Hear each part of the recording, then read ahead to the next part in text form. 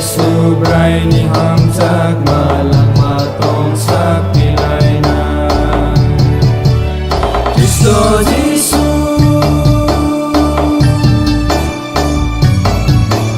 sinisirkan ko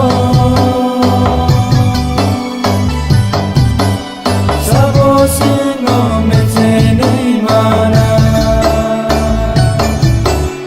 Kristo Jesus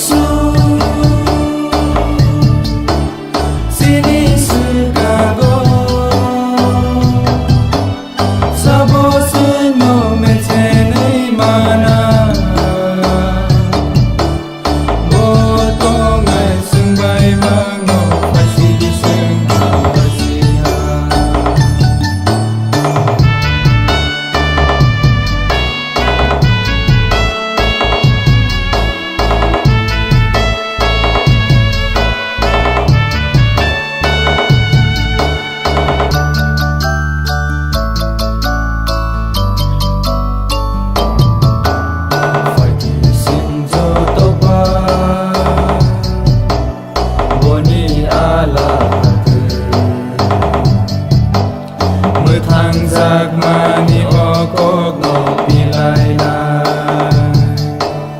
phải đi sinh cho tao ba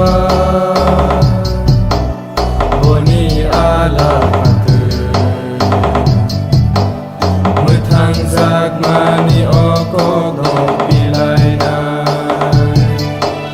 Kristo Jesus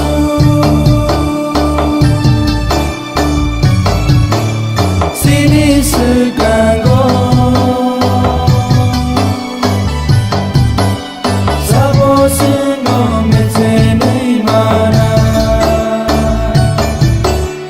Kristo Jesus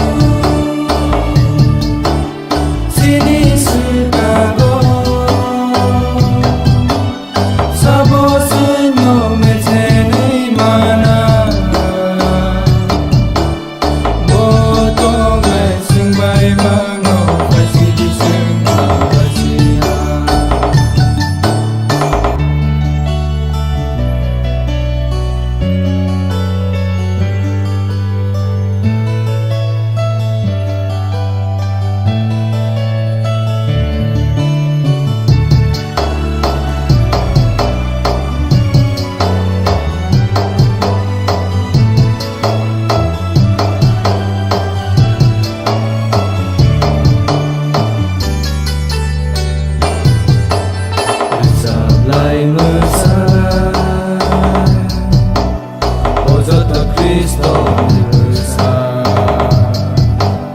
phải đi sinh subray ni có thầy say đây na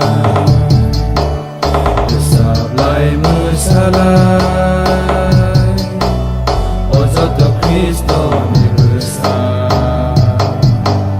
phải đi sinh subray ni có thầy say đây na Kristo Jesus